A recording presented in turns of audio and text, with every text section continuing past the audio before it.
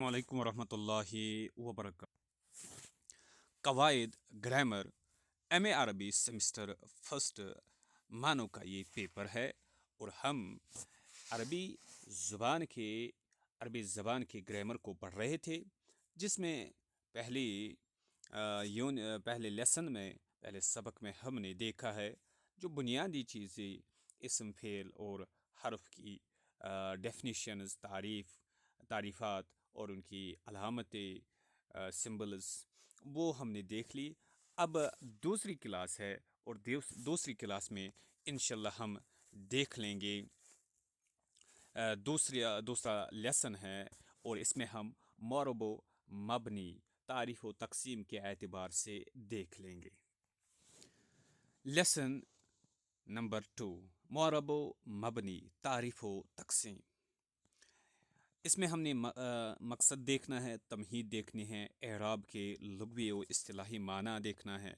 एराब का लुग़वी माना, एराब का इस्तिलाही माना, एराब का नशोनुमा, कलाम अरब में एराब का वजूद, एराबी अहकाम व कवायद, मौरब और मबनी, बिना की अक़साम, मबनी अस्मा, मबनी अफ़आल, अस्माई अफ़आल, हुरूफ, एराब की अक़साम, अलामात एराब, अलामत रफ़ा, अलामत नस्ब, अलामत जर, ये सारी चीज़ें। इसी तरीके से अलामत जज़म और भी मुख्तलिफ़ चीज़ें हमें देखनी है इस सबक के सिलसिले में। इस सबक को पढ़ने के बाद और समझने के बाद हम ये जान सकेंगे कि एराब के लुग़वी व इस्तिलाही माना क्या है, मौरब और मबनी के अक़साम कौन से है, अरबी ज़ुबान में एराबी निज़ाम की खसूसियत व अहमियत और उसके नशोनुमा की तारीख़ जान सकेंगे। मौरब अस्मा व अफ़आल और इनमें होने वाली तब्दीलियों से आगाह हो सकेंगे। इसी तरीके से और भी मुख्तलिफ़ चीज़ें हम जान सकेंगे। सबसे पहले हम तमहीद को देखते हैं। अरबी ज़बान में कलिमात तीन किस्म के होते हैं: इसम, फ़ेल और हर्फ। इसम, फ़ेल और हर्फ, ये तीन किस्म के अल्फाज और तीन किस्म के कलिमात है अरबी ज़ुबान में। इस अकाई हम दूसरे अल्फाजों में कह सकते हैं अरबी के पार्ट्स ऑफ स्पीच तीन हैं। इस अकाई में हम अरबी कलिमात की ऐसी तकसीम को जानेंगे जिसकी मारिफत पर अरबी इबारत की सही किरात और सही फ़हम का दारोमदार है। यानी अरबी की जो इबारत और टेक्स्ट है, मतन है, उसको सही तरीके से पढ़ना और उसकी सही तरीके से अंडरस्टैंडिंग जो है उसका दारोमदार यानी जिन चीज़ों पर है वो चीज़ें हम इस सबक में पढ़ेंगे, और वो है मौरब और मबनी। और इस लिहाज से ये तकसीम बेहद अहम है। अरबी कलिमात में कुछ ऐसे कलमे हैं जिनकी आखिरी हालत बदलती रहती है, जबकि कुछ कलमे ऐसे हैं जिनकी आखिर की हालत में कभी कोई तब्दीली नहीं होती, और वो हमेशा और वो हमेशा एक ही हाल पर रहते हैं। कलिमात की ये दोनों किस्म यानी मुतगय्यरुल आखिर और गैर मुतगय्यरुल आखिर सिर्फ इसम और फेल में होते हैं, जबकि हुरूफ के तमाम कलिमात हमेशा एक ही हालत पर रहते हैं। यानी इसम और फेल मुअर्रब भी हो सकते हैं, मबनी भी हो सकते हैं, जबकि हुरूफ हमेशा मबनी ही होते हैं, उनकी आखिर एक ही हालत पर हमेशा होती है। हम ये भी देखते हैं कि जिन कलिमात का आखिर तब्दील होता है उनमें तब्दीली कलाम में उनकी वज़ा बदलने से होती है। कभी जिन कलिमात के आखिर तब्दील होता है उनमें तब्दीली कलाम में उनकी वज़ा बदलने से होती है। कभी उन पर ज़बर की अलामत आती है, कभी ज़ेर की और कभी पेश की, और कभी उन कलिमात का आखिर साकिन होता है। बाज़ कलिमात की جملوں میں وضع بدلنے سے بعض کلمات کی جملوں میں وضع بدلنے سے ان کے آخر میں ہونے والی تبدیلی کو ظاہرِ اعراب کہتے ہیں۔ بعض کلمات کی جملوں میں وضع بدلنے سے ان کے آخر میں ہونے والی تبدیلی کو ظاہرِ اعراب کہتے ہیں، جو عربی زبان کی امتیازی خصوصیات میں سے ایک نمایاں خصوصیت ہے، اور دنیا کی بہت کم زبانوں میں یہ خصوصیت پائی جاتی ہے۔ ابتدا میں یہ سامی زبانوں کی مشترکہ خصوصیت تھی، لیکن مرور زمانہ کے ساتھ ساتھ عربی کے علاوہ تمام سامی زبانوں سے یہ خصوصیت ختم ہو گئی۔ مشہور جرمنی مستشرق Carl Brockelmann famous German orientalist Carl Brockelmann نے اپنی کتاب فقہ اللغات السامیہ یعنی سامی زبانوں کی فقہ اللغات السامیہ یعنی سامی زبانوں کی فقہ میں لکھا ہے، قدیم بابلی زبان میں پورے طور سے اعرابی نظام تھا، مگر وہ دھیرے دھیرے ختم ہو گیا، جیسا کہ دوسری سامی زبانوں کے ساتھ ہوا۔ لیکن عربی زبان جزیرہ عرب میں دوسری زبانوں سے علیحدہ رہنے کے سبب اپنی قدیم خصوصیات کی حفاظت میں کامیاب ہو گئی، جن میں نظام اعرابی بھی شامل ہے۔ عربوں نے اپنی زبان کی حفاظت کا غیر معمولی اہتمام کیا، کیونکہ نہ صرف انہیں اپنی زبان سے غیر معمولی تعلق اور اس پر شدید اعتزاز تھا، بلکہ یہ زبان نصوص شرعیہ کو سمجھنے کا وسیلہ بھی تھی۔ کیوں انہوں نے اس عربی زبان کی حفاظت کی؟ اس کی ایک بڑی وجہ تھی کیونکہ یہ زبان نصوص شرعیہ، شریعت اور دین کی زبان تھی، اس لیے ایک بڑی وجہ یہ ہے۔ دوسرے ان کو اپنی زبان سے غیر معمولی تعلق تھا۔ اور ما لا یتم الواجب الا به فهو الواجب، یعنی جس کے بغیر فرض نہ پورا ہو وہ بھی فرض ہوتا ہے۔ ہاں، تو یہ زبان نصوص شرعیہ کو سمجھنے کا وسیلہ بھی تھی، اور ما لا یتم الواجب الا به فهو الواجب، جس کے بغیر فرض نہ پورا ہو وہ بھی فرض ہوتا ہے، کہ قبیل سے اس زبان کو سمجھنا اور اچھی طرح جاننا ناگزیر تھا۔ عہد رسول صلی اللہ علیہ وسلم میں لوگ فطری سلیقے کی بنیاد پر عربی زبان بولتے اور سمجھتے تھے، اور انہیں کسی نحوی یا صرفی قاعدے سے کسی قسم کی مدد لینے کی چندہ ضرورت نہ تھی۔ لیکن جب اسلامی فتوحات کا رقبہ وسیع ہوا اور بہت سی غیر عرب قومیں حضیرہ اسلام میں داخل ہوئی، تو ایک طرف انہیں عربی زبان سکھانے کی ضرورت پیش آئی، تو دوسری طرف اجمیوں سے مسلسل اختلاط کے سبب عربوں کا لسانی سلیقہ بھی کمزور ہوا، اور عربی بولنے میں نہ صرف اجمیوں سے بلکہ عربوں سے بھی غلطیاں ہونے لگی اور لحن رائج ہونے لگا۔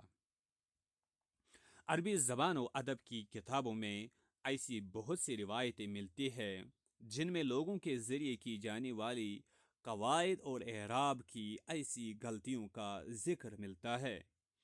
کئی ایسی روایتیں بھی ملتی ہیں جن کے بموجب قرآن کی قرأت میں بھی لوگ غلطیاں کرنے لگے تھے، یہاں تک کہ اس بات کا خطرہ ہونے لگا کہ کئی قرأت کی یہ غلطی معنی کی غلطی کا سبب نہ بن جائے۔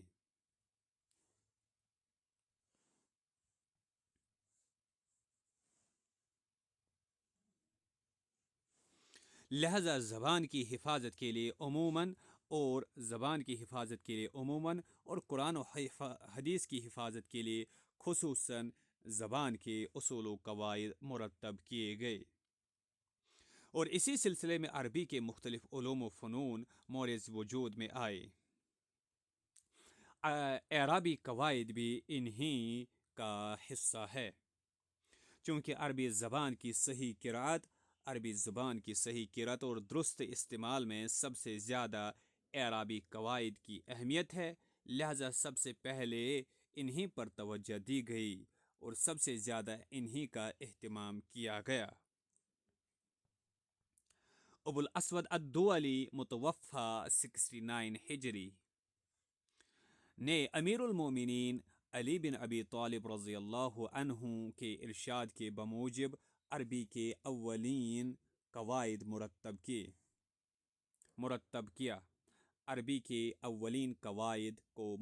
کیا اور انہوں نے ہی سب سے پہلے کلمے کے نحوی وظیفے اور عمل پر دلالت والی علامتوں کو وضع کیا۔ انہوں نے ہی سب سے پہلے کلمے کے نحوی وظیفے اور عمل پر دلالت والی علامتوں کو وضع کیا، اور فتح اور زبر کی علامت کے لیے حرف کے اوپر ایک نقطہ، کسرہ یا زیر کی علامت کے لیے حرف کے نیچے ایک نقطہ، ضمہ یا پیش کے لیے حرف کے بائیں جانب ایک نقطہ، تنوین کے اظہار کے لیے 2 نقطے مقرر کیے اور نقطوں سے خالی حرف کو ساکن قرار دیا۔ خلیل بن احمد فراہیدی متوفی 170 ہجری نے ان علامتوں کو علی ترتیب مختصر ٹیڑھا الف، مختصر یا اور مختصر واو سے بدل دیا۔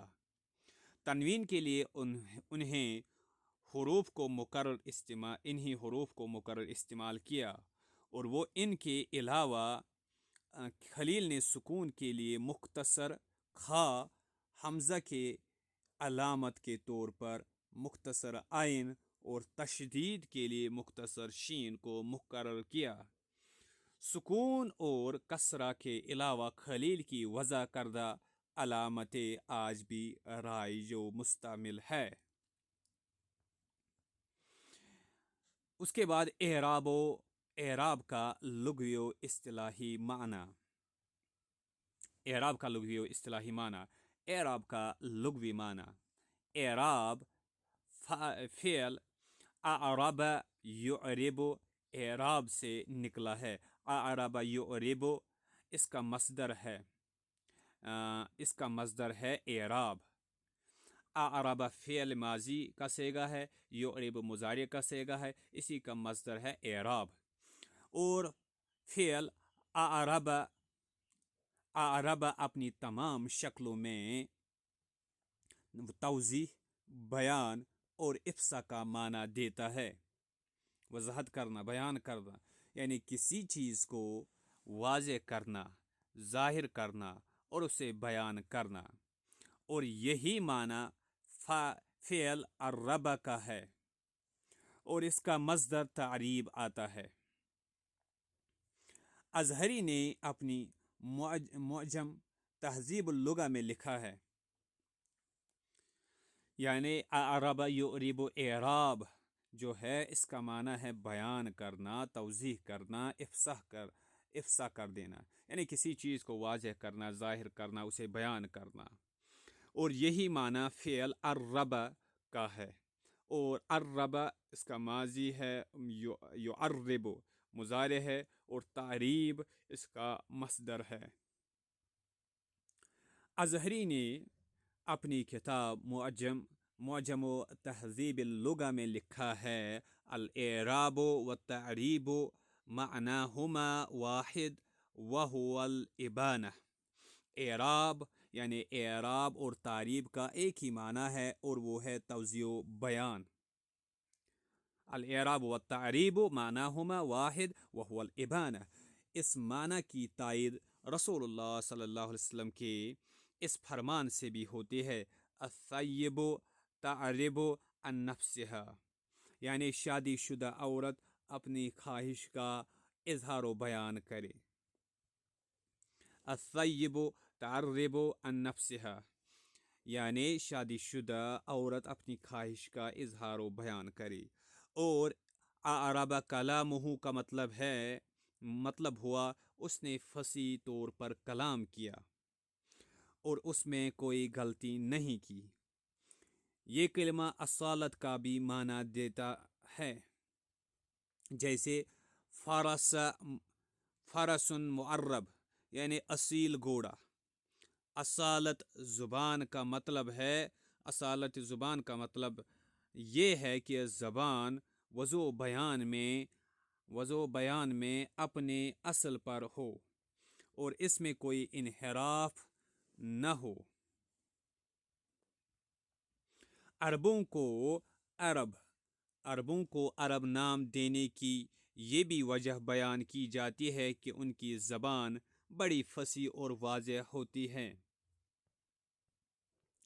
اب اعراب کا اصطلاحی معنی. اعراب کا اصطلاح میں 3 معنوں کے لیے استعمال ہوتا ہے. اول، علم نحو کا مرادف اور ہم معنی، یعنی اعراب جب ہم کہتے ہیں تو اس سے مراد ہوتا ہے علم نحو. یہ اعراب کا قدیم اصطلاحی معنی ہے. اس کے لحاظ سے پورے قواعد کو اعراب کہتے ہیں، اور قرون اولا میں اعراب کا یہی اصطلاحی معنی رائج تھا. اس عہد میں علمہ الاعراب او تعلم منہ الاعراب کا معنی تھا اسے عربی قواعد سکھایا یا اس سے عربی قواعد سیکھا. مشہور نحوی الزجاج متوفی 311 ہجری. مشہور نحوی الزجاج متوفی 311 ہجری وغیرہ علم نحو کو اعراب کے نام سے ہی موسوم کرتے تھے. علم نحو کو اعراب کے نام سے ہی موسوم کرتے تھے. دوسرا معنی جو اعراب کا ہے، لغوی جملے کی تحلیل و توصیف کرنا، یعنی جملے کی انالیسز کرنا، بریک ڈاؤن کرنا ورڈز کی، اور گرامیٹیکل فنکشنز ورڈز کی بتانا، اس کو بھی اعراب کہتے ہیں. یہ بھی اعراب کا ایک اصطلاحی معنی ہے. نحوی و صرفی اعتبار سے کلمے کے وظیفے اور عمل کا بیان. جو ورڈز سینٹنسز اور جملوں میں استعمال ہوتے ان کی فنکشن کیا ہے، ان کی گرامیٹیکل فنکشن کیا ہے، ان کی نحوی صرفی اعتبار سے ان کا فنکشن اور عمل کیا ہے، اس کا بیان کرنا، اس کو بھی اعراب کہتے ہیں. کلمے کے تقدیم و تاخیر کی تعلیل و توجیہ. کلمے کے تقدیم و تاخیر کی تعلیل و توجیہ، معرب و مبنی کے احوال اور حرکات مقدرہ اور ظاہرہ کی تفصیل و تعویل وغیرہ پر بھی اعراب کا اطلاق ہوتا ہے.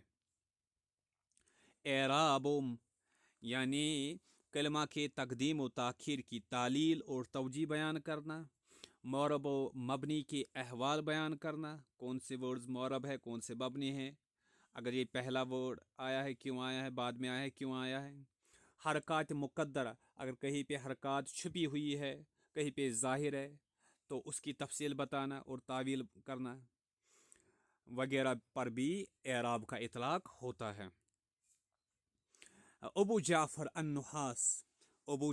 النحاس متوفی 698 ہجری کی کتاب اعراب القرآن. ابن خالویہ متوفی 370 ہجری کی کتاب اعراب الثلاثین سورۃ من القرآن.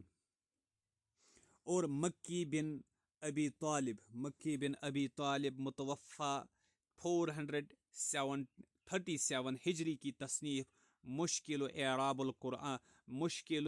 القرآن کا تسمیہ اسی اصطلاحی معنی کے زیر اثر ہے.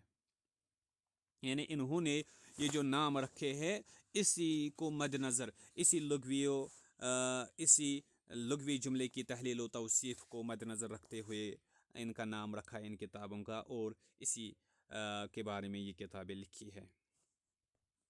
تیسرا معنی صوم، جو اعراب کا تیسرا معنی ہے وہ ہے بنا کا مقابل، یعنی مبنی کے مقابل بنا اعراب کا اپوز، یعنی اعراب بنا کے اپوزٹ کے طور پر استعمال ہوتا ہے، ضد کے طور پر استعمال ہوتا ہے، یعنی مبنی کے اپوزٹ کے طور پر معرب اور اعراب استعمال ہوتا ہے۔ یہ اعراب کا تیسرا اصطلاحی معنی ہے، اور یہی اصطلاحی معنی اس عقائی میں مطلوب ہے۔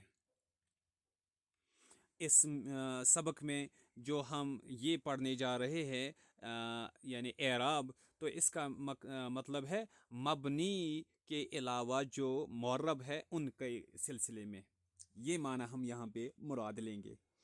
اور اس کا مفاد ہے کہ مختلف عوامل کے داخل ہونے کے سبب کلمے کے آخر میں ہونے والی لفظی یا تقدیری تبدیلی کو اعراب کہتے ہیں۔ تو اس اعتبار سے مختلف فیکٹرز کی وجہ سے جو ایک ورڈ کے آگے مختلف فیکٹرز آتے ہیں، ایک ورڈ کے سامنے پہلے مختلف فیکٹرز ہونے کی وجہ سے اس ورڈ کے آخر میں جو تبدیلیاں آتی ہے لفظی یا تقدیری، تو ان تبدیلیوں کو اعراب کہتے ہیں، اور یہ ایک امر معنوی ہے، اور اس معنوی امر پر دلالت کرنے والی علامتیں ہیں جو مختلف شکلوں میں ظاہر ہوتی ہے۔ بہت سے نحویوں نے اعراب کی تعریف کی ہے۔ ذیل میں بعض قدیم و جدید نحویوں کی تعریف کو ذکر کیا جا رہا ہے۔ ابن ہشام انصاری مصری، متوفی 761 ہجری۔ پہلی جو ڈیفینیشن ہے وہ ہے ابن ہشام انصاری مصری، متوفی 761 ہجری۔ اس نے شرح شذور الذہب فی معرفت کلام العرب، اس نے اپنی کتاب شرح شذور الذہب فی معرفت کلام العرب میں وہ لکھتے ہیں کہ اثر ظاہر او مقدر یجلب العامل فی آخر الاسم المتمکن والفعل المضارع، یعنی اسم متمکن اور فعل مضارع کے آخر کا ایسا ظاہری یا تقدیری اثر جو عامل لایا ہو، یعنی اثر ظاہر او مقدر یجلب العامل فی آخر الاسم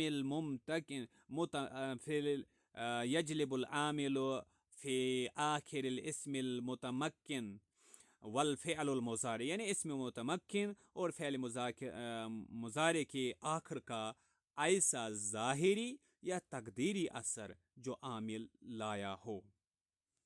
اسی طریقے سے شیخ مصطفیٰ گلایینی، متوفی 1944 عیسوی، اپنی مشہور تصنیف جامع الدروس العربیہ، شیخ مصطفیٰ گلایینی متوفی 1944 عیسوی، اپنی مشہور تصنیف جامع الدروس العربیہ میں اعراب کی تعریف کرتے ہوئے لکھتے ہیں: اثر یحدث العامل فی آخر الکلمۃ فیکون آخرها مرفوعا او منصوبا او مجرورا او مجزوبا حسب ما یقتضیہ ذلک العامل، یعنی اعراب وہ اثر ہے جسے کوئی عامل کلمہ کے آخر میں پیدا کرتا ہے، تو وہ کلمہ اس عامل کے تقاضے کے مطابق کبھی مرفوع، کبھی منصوب، کبھی مجرور اور کبھی مجزوم ہوتا ہے۔ اسی طریقے سے استاد حسن عباس، متوفی 1979، استاد حسن عباس متوفی 1979 عیسوی نے اپنی کتاب النحو الوافی النحو الوافی میں اعراب کی تعریف یوں کی ہے: ہوا تغییر العلامت التي في آخر اللفظ بسبب تغییر العوامل الداخلة عليه وما يقتضيه كل عامل، یعنی کلمہ پر داخل ہونے والے عامل کے تغیر کے سبب کلمہ کے آخر میں ہونے والی علامتوں کے تغیر اور ہر عامل کے تقاضے کے مطابق ہونے والی تبدیلی کو اعراب کہتے ہیں۔ اب اس کے بعد سوال یہ ہے کہ اعراب کا نشو و نما کیسے ہوا؟ اعراب کا نشو و نما، عربی اعراب کی نشو و نما کی دو حیثیتیں ہیں۔ پہلی حیثیت عملی اور استعمال کے اعتبار سے عربی زبان میں اعراب کا وجود، دوسری حیثیت اس سے متعلق اصول اور قوانین اور مصطلحات کی وضع۔ کلام عرب میں اعراب کا وجود اس حقیقت میں نہ کسی کو شک ہے اور نہ کسی قسم کا کوئی اختلاف کہ عربی اس حقیقت میں نہ کسی کو شک ہے اور نہ کسی قسم کا کوئی اختلاف کہ عربی زبان میں عملی طور پر ہمیشہ اعراب موجود رہا ہے اور عربی زبان کبھی بھی اس سے خالی نہیں رہی ہے۔ اس حقیقت میں نہ کسی کو شک ہے اور نہ کسی قسم کا کوئی اختلاف کہ عربی زبان میں عملی طور پر ہمیشہ اعراب موجود رہا ہے اور عربی زبان کبھی بھی اس سے خالی نہیں رہی ہے۔ اس سلسلے میں مستشرقین وغیرہ کی جانب سے کیے جانے والے تمام اعتراضات اور شکوک و شبہات بے اصل اور بے بنیاد ہے۔ دراصل ان حضرات کے شکوک و اعتراض کا منشا و سبب ان کی وہ حیرت ہے جو عربی زبان کے اعرابی نظام کے استحکام اور اس کی وسعت و دقت کو دیکھ کر انہیں پیش آتی ہے۔ ان کی رائے میں انسان عام بول چال کی زبان میں اتنے باریک و وسیع قوانین کا اہتمام و التزام نہیں کر سکتا ہے، لیکن شاید یہ اعتراض کرنے والے اس حقیقت کو فراموش کر دیتے ہیں کہ عرب قوم اپنی زبان سے تعلق اور اس کے اہتمام کے حوالے سے ایک امتیازی خصوصیت کی حامل تھی، اور یہ قوم اپنی قوت حافظہ میں بھی دوسری قوموں سے ممتاز تھی، اور انہی دونوں امتیازات کی بنیاد پر انہیں اس سلسلے میں دوسری قوموں پر قیاس نہیں کیا جا سکتا ہے۔ عرب اپنے فطری سلیقے سے اپنی روزمرہ کی گفتگو میں، اپنی شاعری میں اور اپنے مواثیق و عہود میں اعراب کا استعمال کرتے تھے اور اس کی پوری رعایت کرتے تھے۔ عربی کی قدیم ترین نصوص میں یہ اعرابی ظاہرہ ملتا ہے۔ ان حرکات اعرابیہ کے معنوں کو عربی بولنے اور سننے والے دونوں اچھی طرح سمجھتے تھے، چونکہ عرب اپنی زبان کی فصاحت و بلاغت کا بہت خیال رکھتے تھے، اپنے کلام کی سلاست و وضاحت کا بے حد اہتمام کرتے تھے، لہذا یہ بات بڑی حد تک فطری تھی کہ ان کی زبان اعرابی نظام پر مشتمل ہو، بلکہ اعرابی نظام کو عربی زبان کی سب سے واضح اور اہم خصوصیات قرار دیا گیا۔ عربی کلام کی معنویت اور اس کی حرکت و حرارت سب اسی اعرابی نظام سے قائم تھی۔ جو بھی عربی کلام ہم تک پہنچا ہے وہ سب معرب ہے۔ مثلاً الف قرآن کریم فصیح ترین عربی میں نازل ہوا اور پورا کا پورا معرب ہے، اور قرآن نے خود اپنے آپ کو عربی مبین کہا ہے۔ कोई कोई मुजादिल ही इस अमर का इनकार कर सकता है। अल्लाह के रसूल सल्लल्लाहु अलैहि वसल्लम बिला मनाज़े अफसहुल अरब है, और आपसे मरवी जो अहादीस हम तक पहुंची है वो सब मुअर्रब है, जो इस बात की दलील है कि अरब अपनी ज़बान को हमेशा एराब के साथ इस्तेमाल करते थे।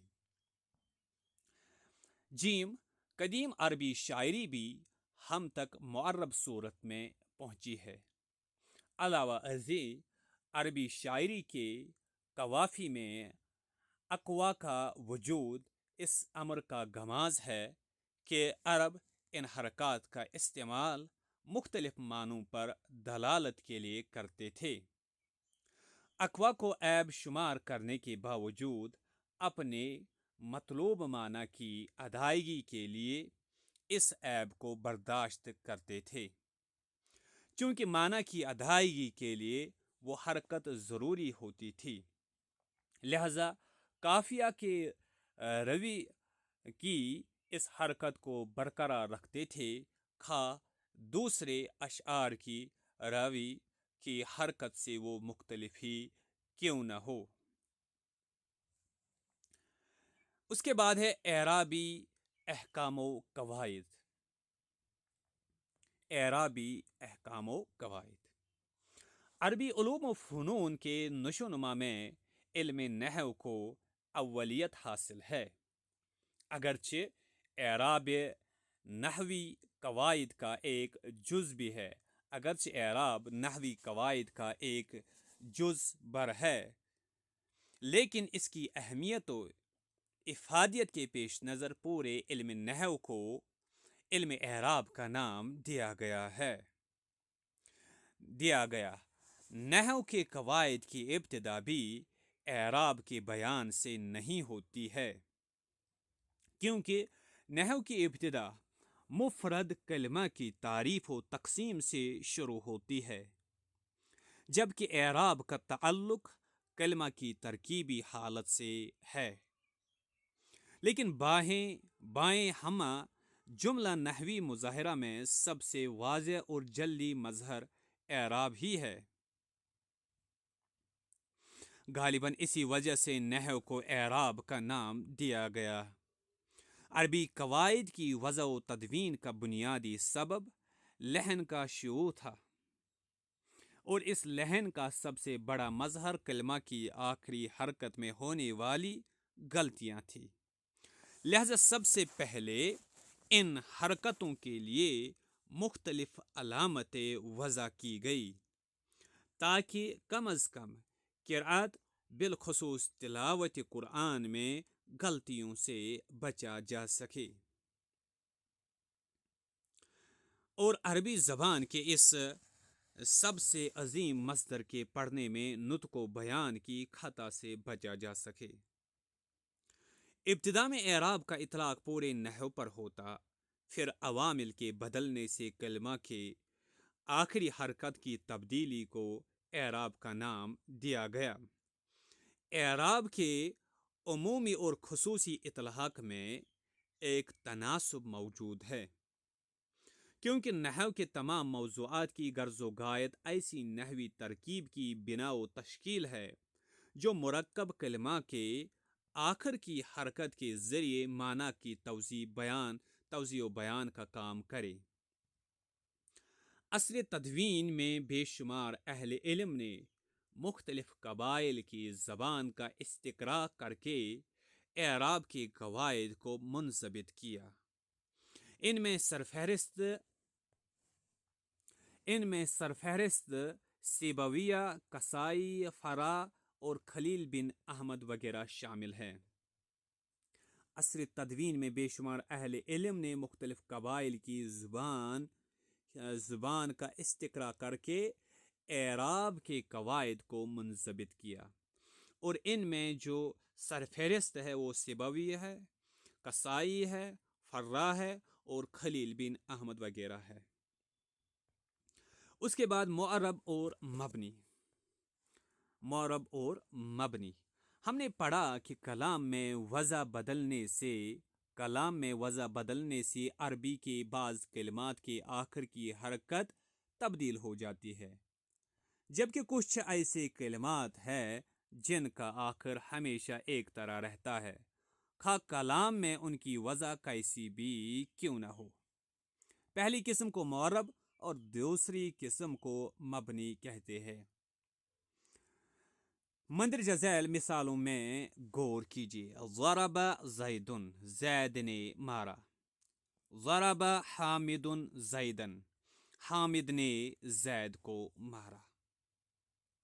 اسی طریقے سے قرأت کتاب زید، میں نے زید کی کتاب پڑھی۔ پہلی مثال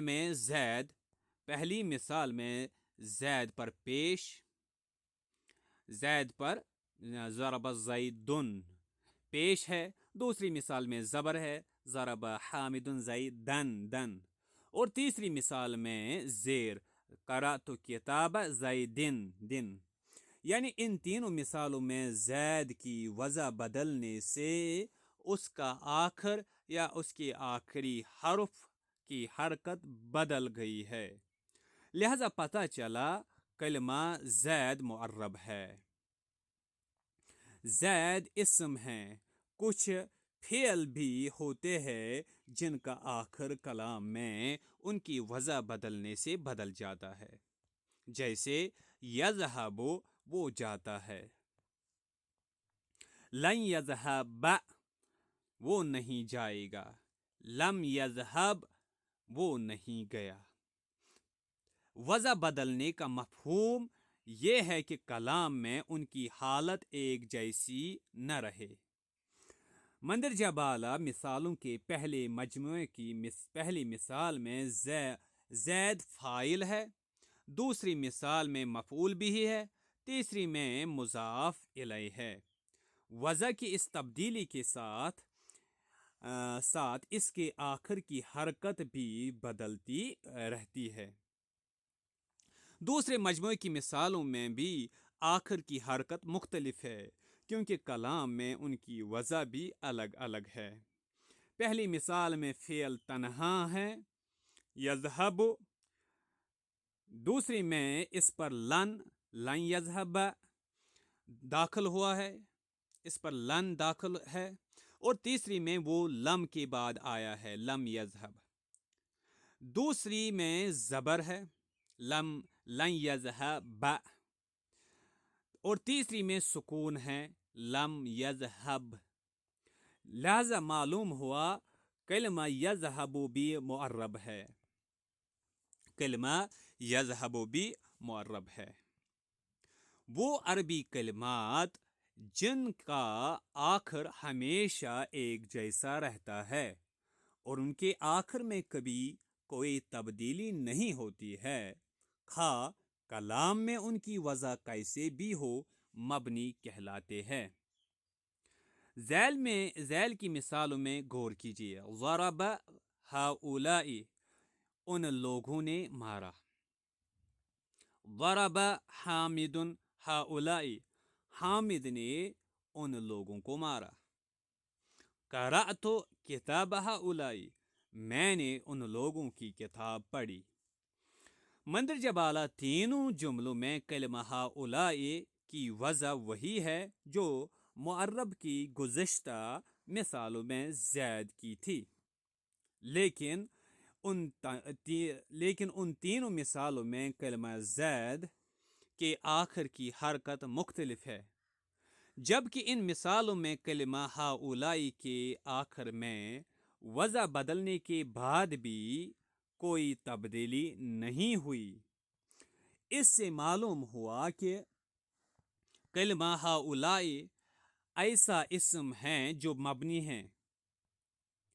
بہت سے افعال بھی ایسے ہوتے ہیں جن کا آخر کسی حال میں نہیں بدلتا، جیسے البنات یذہبن، لڑکیاں جاتی ہے۔ البنات لن یذہبن، لڑکیاں نہیں جائیں گی۔ البنات لم یذہبن، लड़कियां नहीं गई। इन मिसालों में कलमा यज़हबना में इन मिसालों में कलमा यज़हबना है जो कि फ़ेल है। किसी किस्म की कोई तब्दीली इसमें किसी किस्म की कोई तब्दीली नहीं हुई, जबकि हर मिसाल में इसकी वजह अलग अलग है, फंक्शन अलग अलग है, जिसका मतलब है कि ये कलमा मबनी है।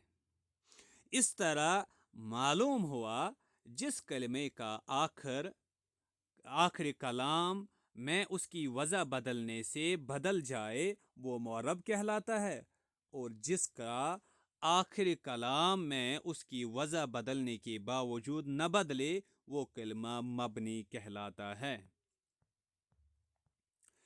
चूँकि कलमा की वजह में तब्दीली किसी न किसी सबब से होती है, चूँकि कलमा की वजह में तब्दीली किसी न किसी कलमा की वजह में तब्दीली किसी न किसी सबब से होती है, जिसे नहव की इस्तिलाह में आमिल कहते हैं।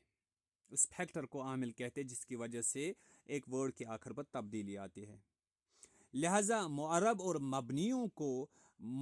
मबनी को यूं भी बयान किया जा सकता है कि जिस कलमा का आखिर आमिल के बदलने से बदल जाए वो कलमा मुअर्रब है, और जिसका आखिर आमिल के बदलने से न बदले वो मबनी है। मुअर्रब ऐसा कलमा है जिसके आखिर की हरकत आमिल के बदलने से बदल जाए। अल मुअर्रब अल कलिमतुल्लती ततगय्यरु हरकतु आखिरिहा बितगयीरिल आमिल दाखिल अलैहा। यानी मुअर्रब वो कलमा है जिस पर एराब दाखिल होता है। हुवा लफ्ज़ुल्लज़ी यदखुलुल एराब, यानी मुअर्रब वो कलमा है जिस पर एराब दाखिल होता है। हुवा लफ्ज़ुल्लज़ी यदखुलुहुल एराब, जैसे ज़ैदुन, अस्समाउ, अल अर्ज़ु, यज़हबु, ये सारे मुअर्रब है।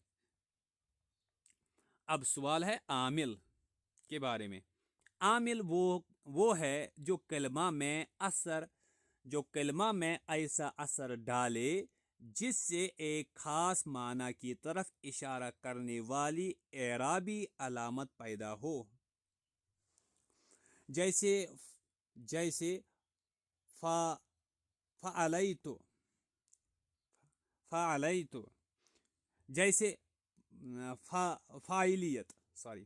फ़ाइलियत, मफ़ऊलियत वगैरह। यानी आमिल की वजह से कोई वर्ड या फ़ाइल बन जाता है या मफ़ऊल बन जाता है। आम अज़े कि वो अलामत ज़ाहिर हो या मुक़द्दर। मा युअसरु फ़िल लफ्ज़ि तासीरन यनशअ अनहु अलामतन एराबियन तरा मिज़ु इला मानन खासन कल फ़ाइलिय्यह वल मफ़ऊलिय्यह औ गैरिहिमा वला फ़र्क़ बैन अन यकून तिलकल अलामत ज़ाहिरा औ मुक़द्दरा। यानी मबनी ऐसा कलमा है जिसके आखिर की हरकत आमिल के बदलने से न बदले। मबनी क्या है? ऐसा कलमा है जिसके आखिर की हरकत आमिल के बदलने से न बदले। अल मबनिय्यु अल कलिमतुल्लती ला ततगय्यरु हरकतन आखिरुहा बितगयीरिल आमिल दाखिल अलैहा। जैसे हाजा, मन, ज़हब, इज़हब, यज़हबन, ये सारे मबनी है अरबी ज़ुबान में। इन तारीफ़ात से हम एराब और बिना को भी समझ सकते हैं।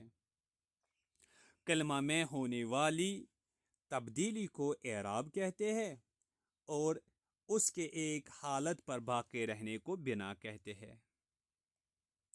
एराब आमिल के बदलने से कलमा के आखिर में होने वाली तब्दीली को एराब कहते हैं। अल एराब हुआ तगयीर अवाखिर कलिमे बितगयीर आमिल दाखिल अलैहा। यानी एराब की एक तारीफ ये भी की जाती है कि अल एराब हुआ तगयीर हरकत अला आखिर कलिमत बिसबब तगयीर आमिल कबलहा। दोनों तारीफों का मफाद एक है, यानी माना एक है। बिना आमिल के बदलने के बावजूद कलमा के आखिरी हरकत एक हालत में बाकी रहने को बिना कहते हैं। अलबिना हुआ अदम तगयीर अवाखिर कलिमे बितगयीर आमिल दाखिल अलैहा।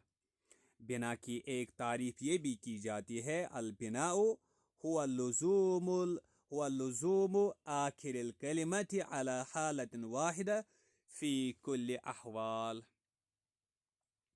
एराब का लुग़वी माना हम पढ़ चुके हैं, और अलबिना लुगत के एतबार से फ़ियल बना शय का मसदर है। बिना मसदर है बना यबनी, इसी का बना यबनी अलबिना, जिसका माना है किसी चीज़ की तामीर करना। बिना का मतलब होता है किसी की चीज़ की तामीर करना और उसे कायम करना।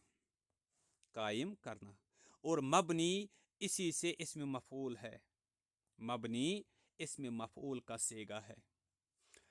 बिना मसदर है बना यबनी बिना अन इसका, और मबनी इसमें मफूल है, इसका मतलब है तामीर करना, कायम करना।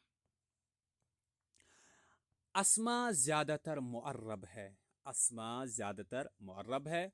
अफ़आल में फ़ेल मुज़ारे मुअर्रब है अगर नून ताकीद और नून निस्वा से खाली हो। अस्मा नाउन्स जो है वो ज़्यादातर मोस्टली दे आर मुअर्रब। अफ़आल में फ़ेल मुज़ारे मुअर्रब है अगर नून ताकीद और नून निस्वा से खाली है फ़ेल मुज़ारे, तो फिर वो मुअर्रब है। और हुरूफ सब के सब मबनी हैं। इसम में मुअर्रब होना असल है, इसम में जनरली मुअर्रब होता है, और फ़ेल और हरफ में मबनी होना असल है। उसके बरकस जनरली फ़ेल और हरफ में जनरली हरफ हो, फ़ेल और हुरूफ, अफ़आल और हुरूफ जनरली मबनी होते हैं और इसम जनरली मुअर्रब होते हैं। अब कुछ इसम मबनी हैं और कुछ फ़ेल जैसे फ़ेल मुज़ारे मुअर्रब है अगर उस पर नून ताकीद और नून निस्वा न हो। मारब मबनी और एराब व बिना को समझने और इनकी तारीफ़ात को जानने के बाद ये जानना चाहिए कि मुअर्रब कलिमा के आखिर में होने वाली तब्दीलियों की नौइयत क्या है और वो अलामात व हरकत क्या क्या है जो मुअर्रब कलिमों के आखिर में बदल बदल कर आती है, या वो कौन कौन सी अलामतें और हरकतें हैं जो मबनी कलिमात के आखिर में हमेशा बरकरार रहती है और इनमें कोई तब्दीली नहीं होती है, खा उनसे पहले कोई भी आमिल हो या जुमले में उनकी वज़ा कैसी भी क्यों न हो। अब उसके बाद बिना की अक़साम। बिना की चार किस्में हैं, यानी बिना की चार किस्में हैं, दम्मा, फतहा, कसरा और सुकून। यानी यही चार हरकतें हैं जो मबनी कलिमात के आखिर में हमेशा बरकरार रहेंगी। तो जिस मबनी कलिमा के आखिर में दम्मा है वो हमेशा और हर हालत में ज़म्मा ही रहेगा, कभी नहीं बदलेगा। यूं ही फतहा, कसरा और सुकून भी जिन कलिमात पर होगा वो भी हमेशा बरकरार रहेगा और तब्दील न होगा। ये चारों किस्में इसम, फ़ेल और हर्फ तीनों में पाई जाती है। ये चारों किस्में इसम, फ़ेल और हर्फ तीनों में पाई जाती है। जबकि एराब सिर्फ इसम और फ़ेल में होता है। ज़म्मा की अलामत ज़म्मा की अलामत पेश है, फ़तह की अलामत ज़बर है, कसरा की अलामत ज़ेर है और सुकून की अलामत दायरा या मुख्तसर दाल है। अलबत्ता किस मबनी कलिमा पर कौन सी अलामत आएगी उसके लिए कोई कायदा नहीं है। इसका दारो मदार सिर्फ अरबी ज़बान की मोतबर किताबों पर है। अक्ल कियास का इसमें कोई दखल नहीं है। हमें सिर्फ ये याद रखना है कि मबनी कलिमात पर आने वाली इन अलामतों में कभी कोई तब्दीली नहीं होगी। मबनी अस्मा। मबनी अस्मा इसम में असल एराब है, यानी इसम जनरली मबनी मौरब होते हैं और अक्सर अस्मा मौरब होते हैं, लेकिन बहुत सारे अस्मा मबनी भी होते हैं, जैसे ज़माइर मुत्तसिल या मुनफसिल, अटैच्ड एंड डिटैच्ड प्रोनाउंस जैसे अना, अंत, हुआ, लना, लका, लहू वगैरह। इसी तरीके से अस्माई इशारा डिमॉन्स्ट्रेटिव प्रोनाउंस हाजा, हाजिही, हाउलाई वगैरह। अस्माई मौसूला रिलेटिव प्रोनाउंस जैसे अल्लजी, अल्लती, अल्लजीन, अल्लाती। इसी तरीके से अस्माई शुरूत, अस्माई शरत कंडीशनल नाउन्स जैसे मन, मा, मता, आइना, कैफमा। इसी तरीके से अस्माई इस्तिफाम इंटरोगेटिव प्रोनाउंस जैसे मता, कम, कैफा, मन, मा। इसी तरीके से मुरक्कब एहदाद कंपाउंड नंबर्स जैसे अहदा अशर, तिसअता अशर, अहदा अशर से तिसअता अशर तक। इसी तरीके से बाज़ हुरूफ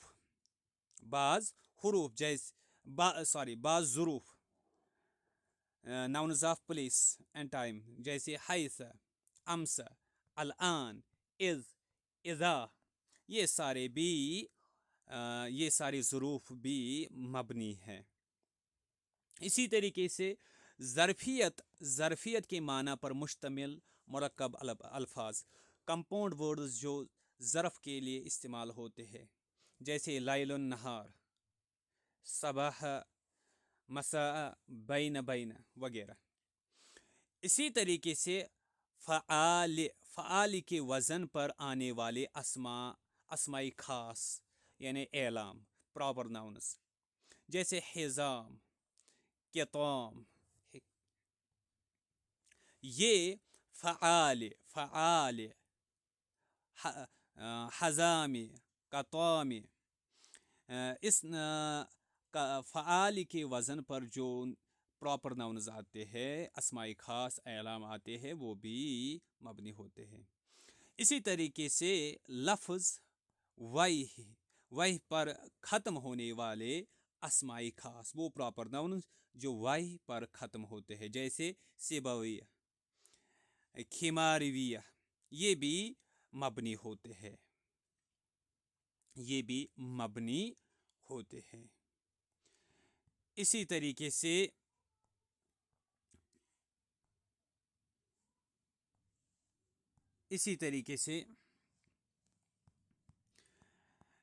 ये है वो अस्मा जो मबनी है।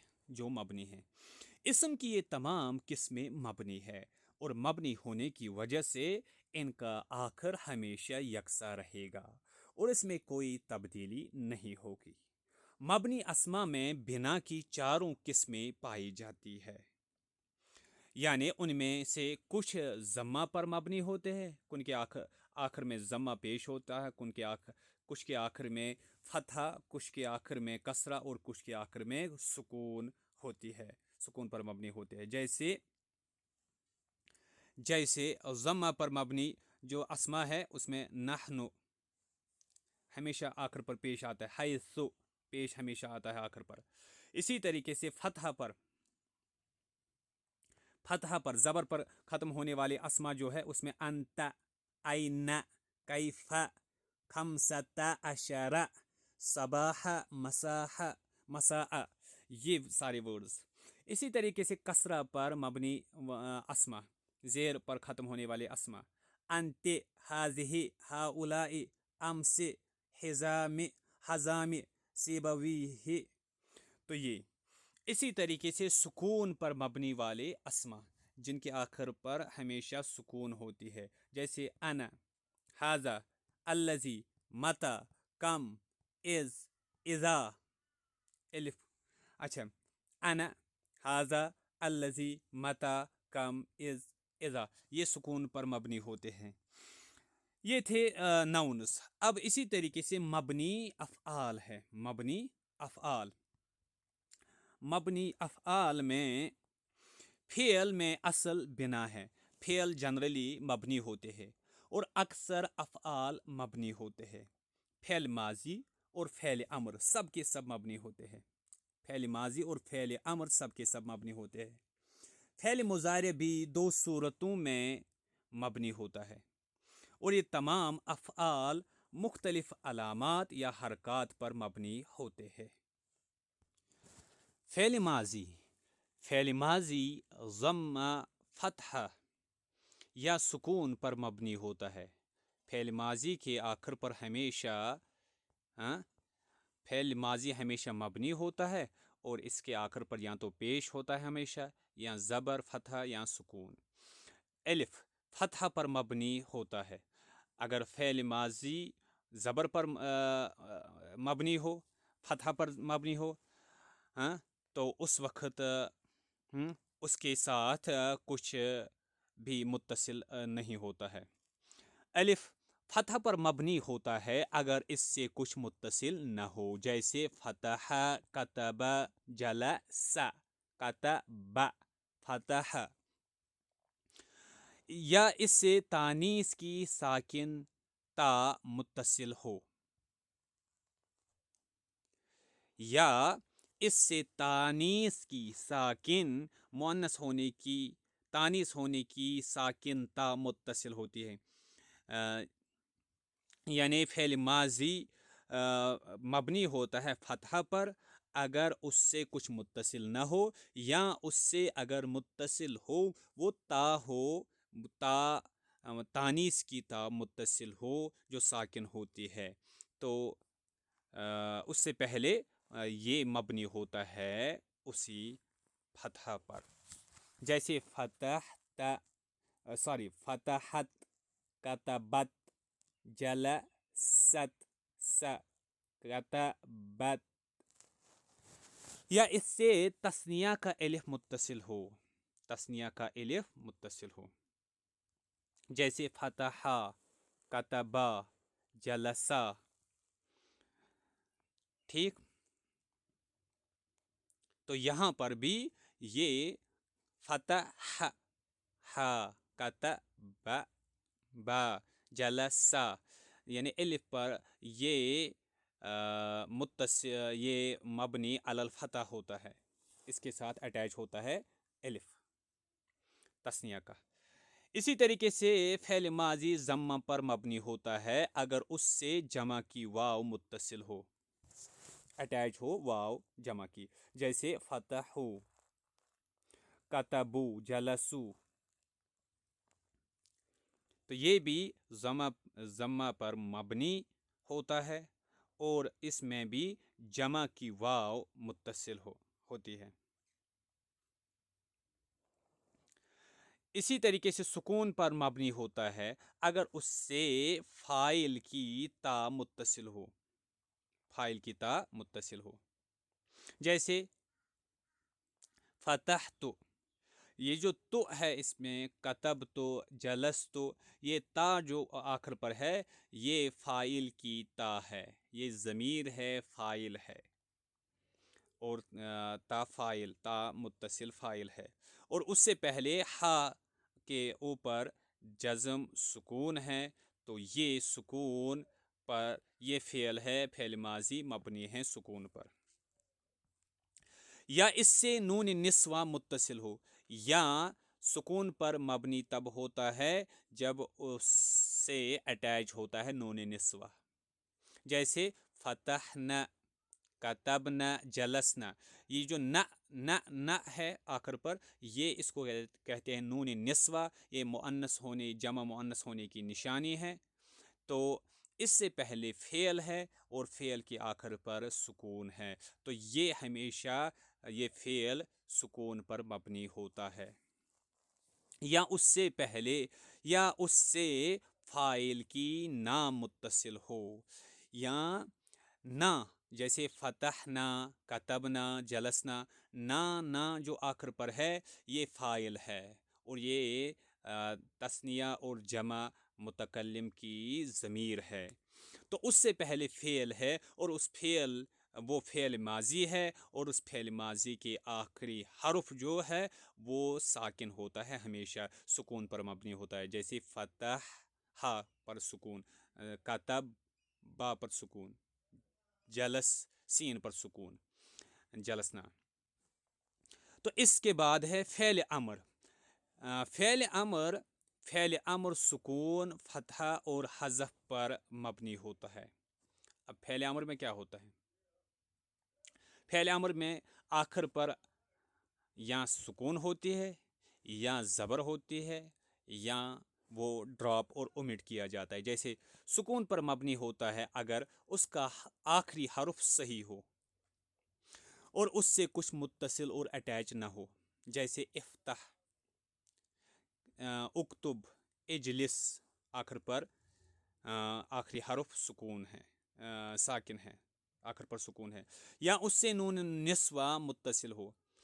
ہاں، یا اسی طریقے سے جیسے افتحنا، اکتبنا، اجلسنا، ان پر نہ لاسٹ میں جو ہے یہ نون نسوہ مؤنث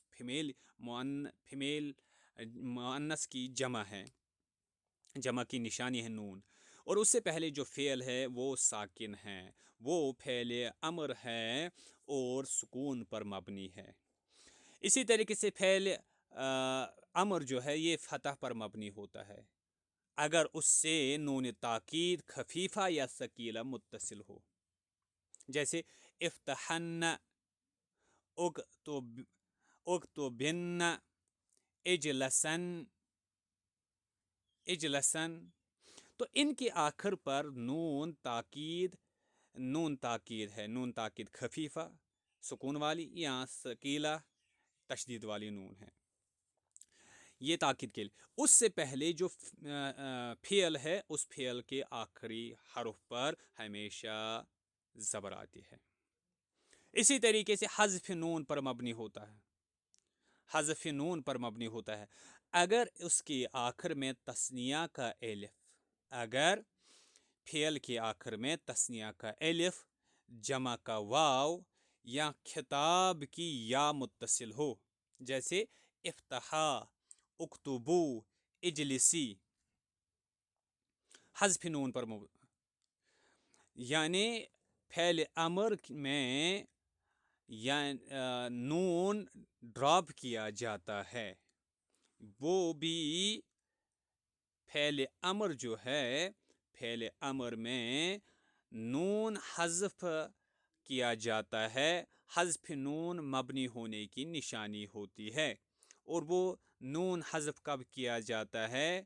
جب اس فعل امر کے تثنیہ کے آخر میں جو نون ہوتا ہے وہ ڈراپ کیا جاتا ہے، یا جمع کا جو واو ہے، یا مخاطب کی جو یا متصل اٹیچ ہوتی ہے، جیسے یہ افتحا، اس کے ہا کے بعد الف ہے اور نون کو ڈراپ کیا گیا، اکتبو، واو کے بعد نون ہے، نون کو ڈراپ کیا گیا، اجلسی، تو یہاں پہ اجلسین نون کو ڈراپ کیا گیا ہے۔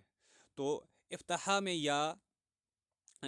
کے آخر میں تثنیہ کا الف ہے، اکتبو کے آخر میں جمع کا واو ہے، اجلسی کے آخر میں خطاب اور مخاطب کی یا متصل ہے، تو ان میں حذف نون پر مبنی ہوتا ہے فعل امر۔ اس کے بعد حذف حرف علت پر مبنی ہوتا ہے، حذف حرف علت پر مبنی ہوتا ہے اگر اس کا آخر معتل ہو، یعنی اگر فعل معطل ہو، اس میں آخری حرف، اگر فعل امر کا آخری حرف حرف علت میں سے ہو، تو پھر اس وقت اس حرف علت کو ڈراپ کیا جاتا ہے، حذف کیا جاتا ہے، یہی اس کی مبنی ہونے کی نشانی ہے۔ جیسے اخشا، ادعو، ارمی، ارمی، تو ان کے آخر میں حروف علت تھے، ان کو ڈراپ کیا گیا، اور یہی ڈراپ کرنا اس فعل امر کی نشانی ہے، حذف حرف علت پر مبنی ہوتا ہے۔ اس کے بعد ہے فعل مضارع۔ فعل مضارع فتح اور سکون پر مبنی ہوتا ہے، یعنی فعل مضارع زبر کی صورت میں مبنی ہوتا ہے، سکون کی صورت میں مبنی ہوتا ہے۔ الف فتح پر مبنی ہوتا ہے۔ اب فتح پر کب مبنی ہوتا ہے فعل مضارع؟ اگر نون تاکید خفیفہ یا ثقیلہ اس سے براہ راست متصل ہو۔ اگر اس فعل مضارع کے آخر پر نون تاکید خفیفہ یا ثقیلہ، تشدید والی یا جزم والی نون اٹیچ ہو فعل مضارع کے آخر پر، تو پھر اس سے پہلے جو فعل ہوتا ہے وہ اس پر ہمیشہ فتح آتا ہے۔ جیسے حل ترجون غیر اللہ، تاللہ لأقولن الصدق، حل ترجون غیر اللہ تاللہ لأقولن الصدق، سکون پر۔ اچھا، اس میں اب دیکھ لیں گے، اب لأقولن، لن میں نون آخر پر تاکید کی، نون مشدد تاکید کے لیے ہے، اور اس سے پہلے لأقول، فعل ہے اقول، لام پر زبر ہے۔ اسی طریقے سے فعل مضارع سکون پر مبنی ہوگا اگر اس سے نون نسوہ متصل ہو۔ اب فعل مضارع جو ہے اس کے فعل مضارع کے آخر پر سکون آتی ہے، سکون پر وہ مبنی ہوتی ہے اگر اس کے آخر میں نون نسوہ مؤنث جمع کی نون ہوتی ہے اٹیچ۔ جیسے الطالبات یفتحن الکتب، الطالبات یفتحن الکتب، اس میں یفتحن ہے۔ اسی طریقے سے انتم تذهبن الی السوق، اس میں تذهبن ہے، تذهبن میں نون آخر پر ہے، اسی طریقے سے یفتحن میں نون آخر پر ہے، یہ نون نسوہ ہے، اور ان نون نسوہ سے پہلے جو فعل ہے اس فعل کے آخری حرف پہلے میں ہا ہے اور دوسرے میں با ہے، دونوں کے اوپر سکون ہے، اور یہ سکون ہمیشہ اسی پر رہتی ہے، یہ سکون پر مبنی ہوگا۔ فعل مضارع انہی دو صورتوں پر مبنی ہوگا۔ واضح رہے کہ نون تاکید کے اتصال سے مضارع اسی وقت مبنی ہوگا جب یہ اتصال فعل سے براہ راست ہو، ڈائریکٹ ہو۔ جیسے لیفتحن، لیفتحن یا لیفتحن۔ لیکن اگر فعل اور نون تاکید کے درمیان میں تثنیہ کا الف، جمع کی واو یا خطاب مخاطب کی یا آ جائے تو نون تاکید کے باوجود فعل مضارع معرب ہوگا۔ نون نسوہ مضارع کے دو صیغوں میں آتا ہے، اور وہ دو صیغے ہے جمع مؤنث غائب یذهبن اور جمع مؤنث حاضر تذهبن۔ ان دو صورتوں کے علاوہ فعل مضارع معرب ہوگا اور اس پر رفع، نصب اور جزم بدل بدل کر آتا رہے گا۔ اب اس کے بعد اسماء افعال۔ اسم فعل وہ کلمہ ہے جو معنی کے اعتبار سے فعل ہوتا ہے، میننگ کے اعتبار سے فعل، لیکن فعل کی علامت کو قبول نہیں کرتا۔ اسم فعل وہ کلمہ ہے جو معنی کے اعتبار سے فعل ہوتا ہے، میننگ کے اعتبار سے فعل، لیکن فعل کی علامت کو قبول نہیں کرتا، یعنی اپنے ظاہر میں اسم کے مشابہ ہوتا ہے، اسی لیے اس کو اسم فعل کہا جاتا ہے۔ ظاہری طور پر اس میں فعل کی کوئی علامت نہیں ہوتے تو اسم کی طرح مشابہ ہوتا ہے، اور لیکن معنی کے اعتبار سے فعل ہوتا ہے تو اس لیے اسے اسم فعل کہتے ہیں۔ یہ فعل ماضی، فعل مضارع اور فعل امر کے معنوں میں استعمال ہوتا ہے۔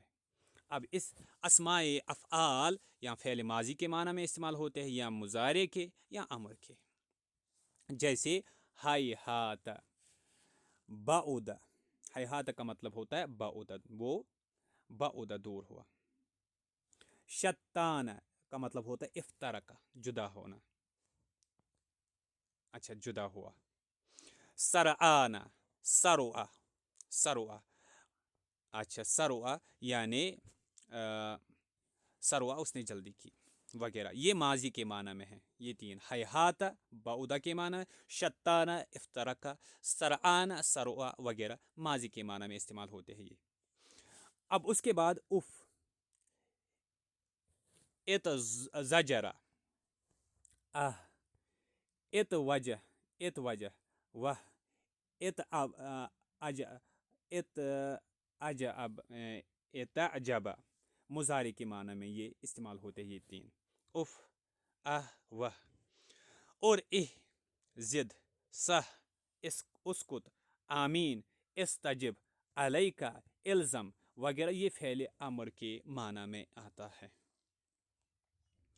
اسماء افعال سب کے سب مبنی ہوتے ہیں۔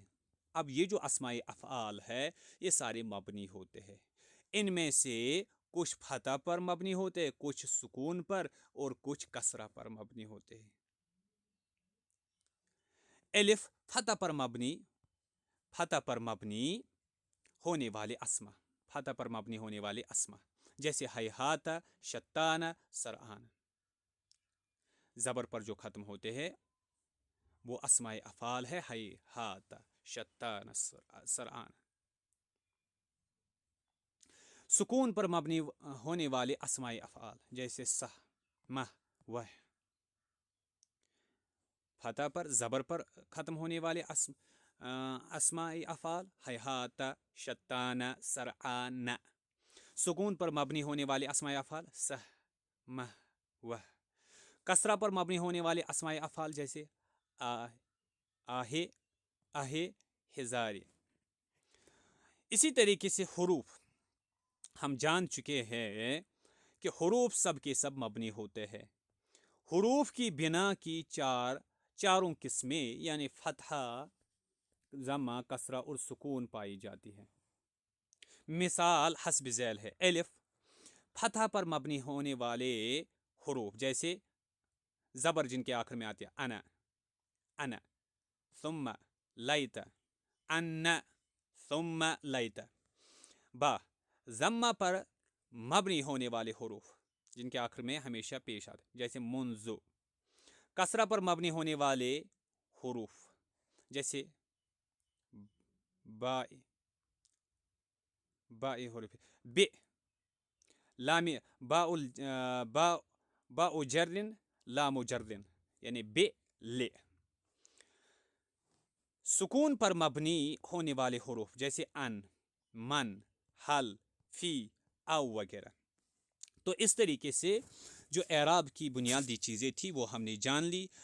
کچھ سوالات ہیں ان کا جواب لکھنے کی، جاننے کی آپ کوشش کیجیے، باقی تفصیلاً ان کا جواب ہم آگے انشاءاللہ پیش کریں گے۔ پہلا سوال ہے اعراب و بنا کی تعریف کیجیے۔ دوسرا سوال ہے معرب و مبنی کسے کہتے ہیں۔ تیسرا سوال ہے کارل بروکلمان نے اپنی کس کتاب میں بشمول عربی سامی زبانوں کا مطالعہ کیا ہے۔ چوتھا سوال ہے اقوا کسے کہتے ہیں اور اس سے عربی زبان میں نظام اعراب کی قدامت پر کیسے استدلال کیا جاتا ہے۔ پانچواں سوال ہے بنا کی کون کون سی قسمیں ہیں۔ چھٹا سوال ہے کون کون سے اسما مبنی ہیں۔ ساتواں سوال ہے اعراب اصطلاح میں کتنے معنوں میں استعمال ہوتا ہے۔ آٹھواں سوال ہے اعرابی علامتوں کی ابتدائی شکلیں کیا تھی۔ باقی انشاءاللہ اعراب کی اقسام ان کو ہم اگلی کلاس میں دیکھ لیں گے۔ تب تک کے لیے السلام علیکم۔